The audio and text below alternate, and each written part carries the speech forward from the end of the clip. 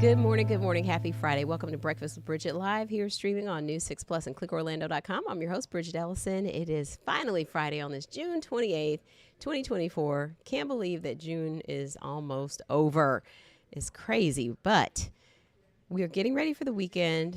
Next week is 4th of July, so it's all happening. It's happening fast. The summer's here, but it feels like it's halfway over. But anyway, we want to get over to meteorologist Candace Campos to get us out the door this morning. And we had some interesting weather yesterday, Candace. Yeah. And Bridgett, we talked about it right here on Breakfast with Bridgett, that it all is dependent on where the east and west coast sea breeze wants to come together, right? So earlier in the week, we had it along I-4, then for another day, went out far west, out towards 75. Yesterday, we talked about it really kind of get pinned right along the coastline as that east coast sea breeze was a little late in starting up. So when we have these strong storms, we don't always talk about the big severe weather risk because it's not extremely high for the severe weather criteria. That means the winds have to be at a certain caliber, the hail has to be at a certain caliber, or the shear needs to be there to produce rotating storms. So although we're not looking at a widespread chance of severe weather every day, here in Central Florida, it happens. It happens that we do get those storms that can quickly spin up a funnel cloud that has a chance of getting down to the ground, and it did yesterday. So unfortunately, although it only lasted 2 to 3 minutes, it did cause a lot of damage. I know you'll be talking a lot about that in a little bit. Now today, it's the same exact setup. We have a south breeze, got a lot of humidity in place, a lot of moisture in the air. But today, the timing of the sea breezes, they'll be almost very equal in nature. And we will be seeing that real collision zone, that focus along in and around the I-4 corridor today. Now, with that being said, that doesn't mean that everywhere else outside of that zone is going to be bone dry. It's just that's where those stronger storms and those longer lasting heavy downpours will be expected this afternoon. And then come Saturday and Sunday, Bridgett, it looks like it's going to be more towards the west, more towards 75. So it's all really dependent. And that's why it's so hard to just give one rain chance to say it's a 70% chance of rain, because everyone will think, well, that means I'm for sure getting rain today. And that's not always the case. So that's what makes Central Florida summers extra interesting, I guess you could say. It's complicated. It is. It's a complicated relationship we have with these sea breezes. So let's get to it. Let's show you what's going on across Central Florida. So again, we are watching 3 different areas of the tropics. So as not only is the weather active during the summer for us here in Central Florida every day because of the sea breezes, we're also tracking 3 systems right now across the tropics. We have one in the Caribbean. This is kind of a broad area of low pressure that we've been tracking for the past couple of days. It was that area highlighted over the Yucatan Peninsula. That's still expected to have a little bit more of development in the next couple of days as it moves over Central America and the Yucatan. As of now, not a concern for us here in Central Florida. It will be, though, if you're taking a cruise to like Mexico or somewhere in the Yucatan, the Gulf of Mexico, that could play a role in your cruise itinerary. Other than that, though, we're watching 2 tropical waves that are just too far east for this time of the year. This time of the year, climatology-wise, we normally have systems developing closer to home, around the Caribbean, in the Gulf, along the eastern seaboard. That's where we tend to see the systems in June and for most of July. These far eastern storms that you have highlighted there in red and yellow don't tend to happen until more like August and September. But because we are talking about ocean temperatures looking and feeling like August and September, it's not a huge surprise. It's just unusual. And it's unusual to see a system as organized and as aggressive as that middle tropical wave that we're talking about there that has a 90% chance of development. We should be getting an update within the next 30 minutes if they are thinking of increasing this. Hurricane hunters wondering if that's going to be on the schedule. We'll have to wait and see. Again, that computer model showing that Invest 94, not a concern for us, but Invest 95, that high chance of it becoming our next named storm by the time it makes its way into the Caribbean is likely. But then the models then kind of fan out considerably. Some keep it in the Caribbean, some take it more over the islands into areas of the Dominican Republic, as well as Haiti and Cuba. Of course, that's come Thursday of next week. So we do still have plenty of time to watch it, but it is something that we are going to watch. The next name, by the way, on the list will be Beryl. Looking at our temperatures out the door, we're in the mid to upper 70s, low 80s. It's muggy, it's humid. And again, that's going to spell for more storms today. Today, we're looking at that threat right there along I-4 around 4 o'clock in the afternoon. Of course, can't rule out the chance of a couple scattered showers before and after that, but that zipper effect of those storms kind of coming together, producing those slow-moving, heavy downpours that could rack up upwards about 1 to 3 inches of rainfall. So some very short-term flooding on our roadways, areas that tend to just be a little more prone to flooding can't be ruled out. And then those storms then start to kind of shift out back out towards the coastline as they kind of fall apart by about 10 or 11 o'clock tonight. And then as we head into Saturday, I want to show you real quick as we kind of fast forward the clock. This is Saturday morning, still looking dry. But then you can see the thunderstorms favors further west. So it's more of a 75 concern for some of those rocking thunderstorms to linger. So as we take you here hour by hour, 94 will be your high today. We're going to stay hot, staying in the 90s, feeling like the triple digits. Rain chances at 70%. Look at your highs for today. Low 90s, even along the coastline, to the mid 90s further inland. And as we get results here, their full 7-day forecast, I accidentally put 4th of July on Tuesday because in my head, I don't know what happened, but for those who did message me, yes, I know it's Thursday. We're going to continue to see a very summertime pattern continue as we head into early next week, the official first week of July. I'm still in shock how fast June went. It's crazy. It's crazy. We're down already a month of summer vacation. Before you know it, we'll be talking about the everyone getting back to school. August, I know. Crazy. All right, Yeah. we have to savor it. So we do. Here's to you, June. You need to save your voice too. I know you're feeling right? a little under the weather. So well, these little summer colds are so annoying. The kids gave me their summer sniffle. So well, we do teach them sharing is caring. Mm-hmm. Yes. So is sanitizing. But anyway. We digress. All right, Candace. Thank you. I'll see you soon. Bye. Got it. All right, we want to check in with Trooper Steve, who is just over her shoulder there. And we also have some video of Pretzel, too, to talk about. Oh, do you? Mm-hmm. Pretzel was pretty awesome, I tell you. We had to cancel that meeting a few weeks ago because there was a little flu that broke out. And then Orange County Animal Services says, hold on, let's treat everybody just to be safe. And they were able to give it to everybody. And boom, everyone is now healthy and they are trying to adopt again. So look at Pretzel. He is 9 years old and just a sweetheart, energetic. Calm. He's got the energy still wants to play. Another dog walked by and he kind of was like, yo, what's going on? But he's friendly with other dogs. He's available for adoption and ready to go home. Bridgett, his story is so just heartbreaking because he was originally a puppy at Orange County Animal Services 9 years ago and was adopted there. And then 9 years later, he finds himself back here after his family kind of gave up on him a little bit here. So he's available. He's ready to go home.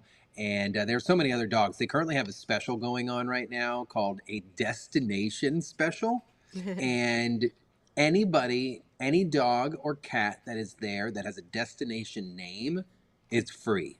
There is no charge. So like they had one named Tokyo. There was a Tijuana, stuff like that. It was so cute. And I was able to work with Bryant that, I go to the mall to get a pretzel. And that's a destination. Yes, Auntie Anne's. Hey. Yeah, I was reaching for that. So yesterday, if Pretzel was an interest of somebody and they went, we were able to get him for free as well. So I'll check in to see what his status is, but there's so many dogs there. I really want people to go watch clickorlando.com because that interview yesterday was probably the best visit we have because I got to go to the cat room and I spent probably 10 minutes hanging with all these cats and kittens and big ones and little ones, and it was a really good time. So it was like a full tour video, really. Basically, yeah. The signal stayed strong. We're always learning, we're figuring new things out. So I walked around with a hotspot in my pocket yesterday, and it Yeah. worked out really nice. And that's a good deal to be able to adopt for free because, there's just a lot of costs involved with having a pet. Right, and you're not even paying for the surgeries or anything. You're getting it or either spayed or neutered already, getting it with a clean bill of health. And in most cases, if the dog suffers from anything, there is a sponsorship that goes with it. Sometimes the heartworm treatment is sponsored and all that. So you're not really Hmm. paying for anything. At the end of the day, you're just giving them a place to call home so they don't have to stay in that kennel. Yeah, very nice, very nice. Well, I hope Pretzel and more get adopted very soon. And I know you'll keep us Me too. updated. Of course, of course. I'll be out today along 417 with Commissioner Brandon Arrington. He is the Central Florida Expressway chairman of the board, but he's also a county commissioner down in Osceola County. And we're going to be talking about those new flex lanes out on 417, explaining what they do, why they are there. So that's going to be at 10 a.m. You're not going to want to miss this. Producer Donovan and I are going to try to have some fun producing this and putting it together today. Awesome. And what's the latest on the roads? Unfortunately, that crash that we ended the show with has been upgraded to a fatal crash investigation. Jones Avenue west of 441, this is right on that Orange Lake County border, is shut down. You know how these homicide investigations go, so we could at least expect this to be closed for the next few hours. Florida Highway Patrol has issued an update on this recently, that it's closer right there at Jewel Foliage Road, which is just west of Canal. Preliminary evidence shows that it involved a Chevy Silverado and a dump truck. Unfortunately, that crash did result in someone dying over at the hospital. So your alternate right now is going to be just north of that. You're going to use Sadler. There's going to be some delays out there, so just be careful with all that local traffic getting detoured. Just east of the Mount Dora, north of where we were just looking, things look pretty good.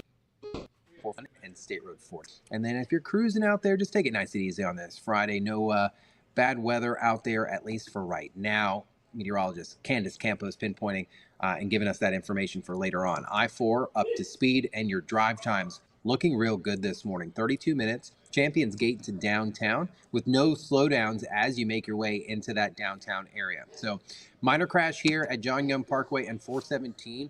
But the DOT cam down there showed me that things started to clear up a little bit. So if you're getting ready to leave Hunters Creek, just be careful before you hit the road. Things flowing pretty nice north and southbound, Bridgett. And I'll leave you with that. Just everyone drive safe on this Friday and enjoy it. Join me at 10.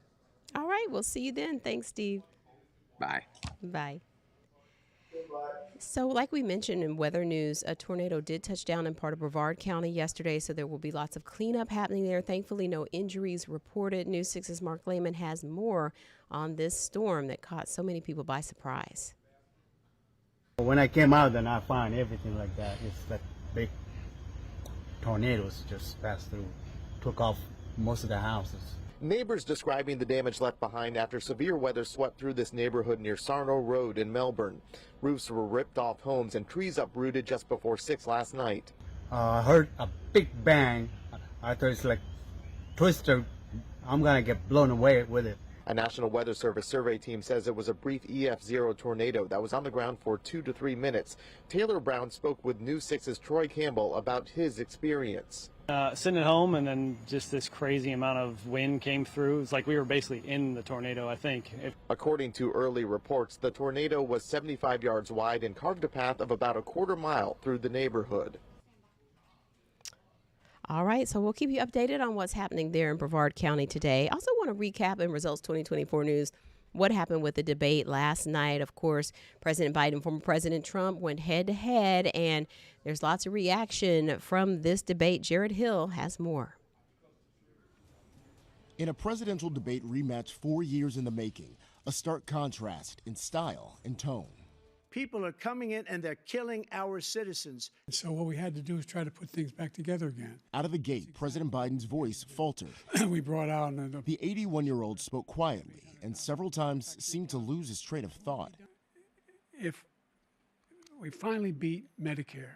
Mid-debate, his campaign said he was fighting a cold. On January 6th, we were respected all over the world. Trump's performance was bombastic, but the 78-year-old's statements were frequently false. He's willing to, as we say, rip the baby out of the womb in the 9th month and kill the baby. The presumptive Republican presidential nominee also avoided answering many questions. Moderators had to ask 3 times if he'll accept the outcome of the election. If it's a fair and legal and good election, absolutely. The candidates lobbed personal attacks at each other repeatedly. The only person on this stage is a convicted felon is the man I'm looking at right now. He could be a convicted felon as soon as he gets out of office. Muting the microphones helped the moderators get to a number of key topics like abortion rights, the economy, and immigration. The only real heated back and forth between the candidates was about their golf games. That's the biggest lie, that he's a 6 handicap of all. I was an 8 handicap. Yeah. As Americans watched across the country, undecided voters we heard from said the debate didn't help them make up their minds. I wish it would have. Unfortunately, no. They didn't really add a lot of new information. The next presidential debate, September 10th. Jared Hill, CBS News, Atlanta.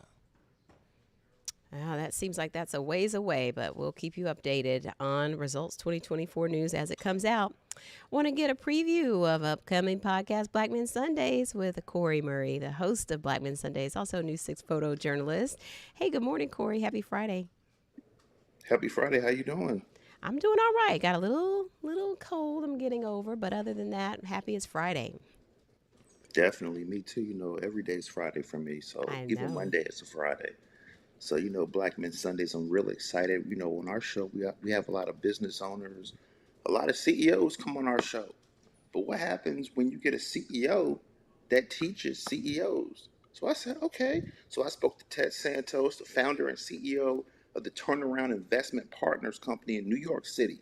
What he does is CEOs hire him to come and retrain them to get their business booming. Now, he says he deals with mid to large size companies between $20 to $50 million and up, and he can get them going. So I had to ask him out the gate, because a lot of people I see say, hey, I want to own a business. I want to be a CEO. What's the mindset to be a CEO? Let's roll that soundbite. If you want to be a CEO, it's critical for you to understand long-term big picture.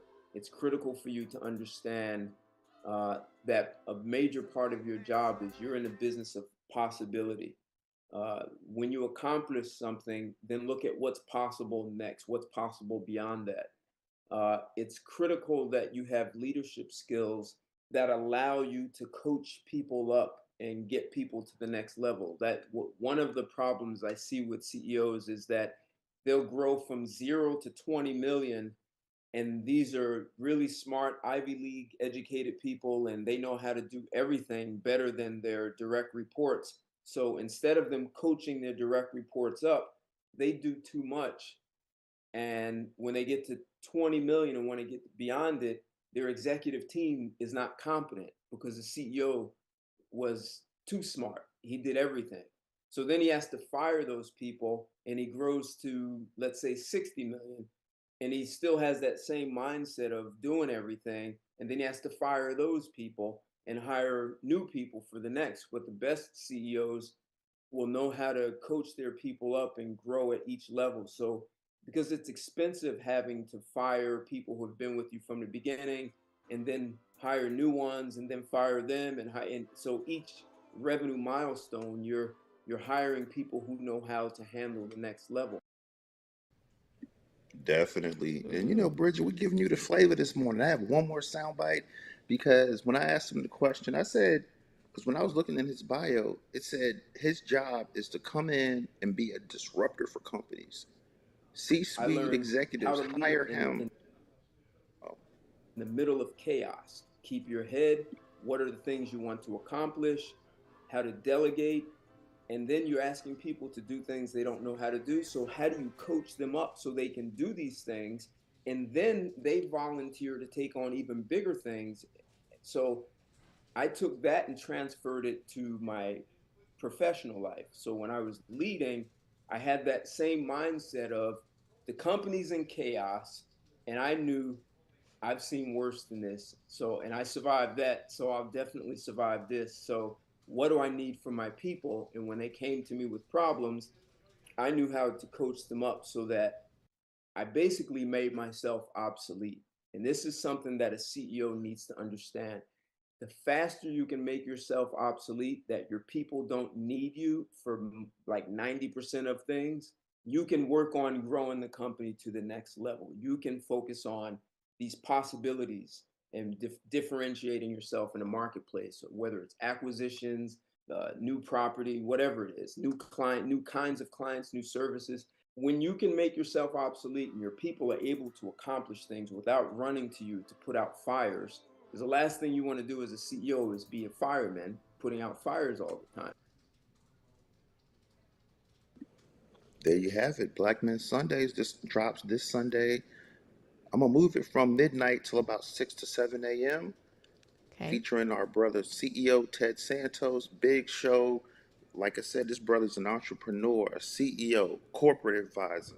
And this show drops on YouTube, Instagram, TikTok, all handles Black Men Sundays. How you doing, Bridget? Let's talk. I really enjoyed those sound bites and just the sort of the theory and the practices behind how to structure and restructure and, conserve your staff and conserve your resources yourself to work on your business. So there's a lot that goes into the strategy. Definitely. And we talked for about an hour. Great conversation. It was just me and him. And this conversation goes deep. He talks about his investment strategies, how he came from Newark, New Jersey to Howard University, his investment, how he invested in platinum and gold in '88 and made money. And then that is what put him on the path to be a CEO. So, I mean, this conversation's heavy, great conversation, for people that want to own a business, want to be CEO, want to learn some C-suite skills. Because, we've had a lot of CEOs on the show, but it's one thing to have a CEO that teaches CEOs. So this Black Men Sundays, baby, let's get it. All right. Well, we'll have to punch in and turn it on this Sunday morning. Yeah, check us out. Check us out every Sunday. This is episode 116. We're not playing no games. Keep it coming. All right. Thank you, Corey. Thank you. All right. See you soon. Well, when you think of downtown Orlando, you probably think about Lake Eola, and that famous green fountain, the swan boats out there. But if you haven't seen it in a while, you could be surprised to find there are many new businesses and attractions in the area. News 6 morning anchor and insider guy Crystal Moyer has a tour of 32801. WKMG is once again hitting the road. This time we are in the 32801 zip code. Here's a little hint about where we are. Downtown Orlando. I'm your News 6 anchor and insider guide Crystal Moyer, and I've got your guide to the city, starting with Luminary Green Park. This is at the corner of Amelia Street and Terry Avenue. It's about 3 acres of gathering space with plenty of room on the lawn with some seating as well. At night, these projectors light up the area with vibrant colors. When you think of downtown Orlando, the most recognizable spots are the Kia Center that hosts concerts and magic games, Dr. Phillips Center for Performing Arts, and Lake Eola with the band shell and iconic swan boats. You may have even spotted News 6 reporter Mark Lehman pedaling away with photographer Goose. But there's much more to the 32801, including the Orange County Regional History Center, housed in a historic courthouse. It's got a 5-story museum open to the public with exhibits highlighting the area's past dating back 2,000 years. And inside the museum, you could check out one of the original clock faces from the old courthouse in the late 1800s. And if you look closely, you could see some of the graffiti that was written from the inside. The Breckner Research Center houses thousands of local artifacts like books and documents authenticated and preserved by archivists like Katie Mara. All the notes in here were done between the 1880s and 1890s. And if you open it, this is very fragile. You can see where the courthouse is located. This is from that time period when Orlando was trying to vote for it to be the county seat. So this is a ballot from that particular election. Speaking of history, downtown Orlando has landmarks like the Angevelt Hotel and Beecham Theater that opened in the early 1920s. News 6 digital photojournalist Jacob Langston went underground, exploring the local lore of a secret tunnel connecting the two. Legend has it the tunnel was used by vaudeville performers to escape the crowds during a show. Downtown Orlando is also known for its nightlife, with unique restaurants and bars like the 1UP video game-themed bar, the owners creating a replica of Barbie's iconic Malibu dream house on the second floor. On the next level, there's High Tea, a whimsical bar that will transport you to a different world. You can check out our guide to the 32801 on clickorlando.com/insider. In Orlando, Crystal Moyer, Getting Results, News 6. It's so rich. There's just so many things just around every corner, every nook and cranny. So that was a really good story. And like Crystal mentioned, News 6 is hitting the road to downtown Orlando. We're broadcasting live from Lake Eola. That's our tradition, 4 to 7 on Thursday, July 4th. And ahead of the fireworks at the fountain, that's the big cap off there. So join us as we put the spotlight on 32801 and celebrate those getting results in our community, all of our local heroes. Hope to see you there. And an iconic Disney ride is entering a new chapter today. Tiana's Bayou Adventure officially opens at Magic Kingdom to guests. The attraction, of course, based on Princess and the Frog. It replaces the old Splash Mountain. Previews have been going on for a while now for pass holders and Vacation Club members, but now it is opening up to everyone using the virtual queue system, so you know that you do need to log in early or keep checking back to try to get into the queue to get a window of when you can come and get in line for the ride. So make sure you have your apps updated and check into that if you are heading out to the parks and want to check out Tiana's Bayou Adventure. Well, that's going to do it for us on this edition of Breakfast with Bridgett. We'll be back on Monday at 7:30 right here on News 6 Plus and clickorlando.com. Weather-wise with Jonathan Kegas is up next, and I'll see you for News 6 at noon.